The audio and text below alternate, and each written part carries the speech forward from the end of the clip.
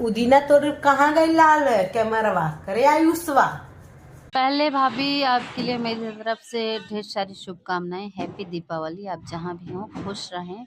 और रही बात आपके ऊपर ये जो लांछन लगा है, तो आप क्यों नहीं पब्लिक में आ रही हैं? पब्लिक में आइए और अपनी भी बात रखिए, जैसे विष्णु भैया रख रहे हैं और लोग रख रहे हैं।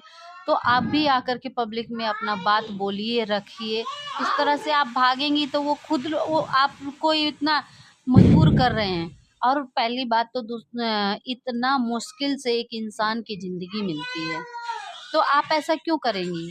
क्यों किसी के लिए? सबका जीने का हक है, ठीक है? तो आप ऐसा कभी गलती सोच करके भी सोचना भी मत मेरी तरफ से तो। और रही बात, देखो सबसे गलती होती है, हर इंसान से ही गलती होती है। तो आप भी अपना रहिए और जिए, कमाइए, खाइए, ठीक है?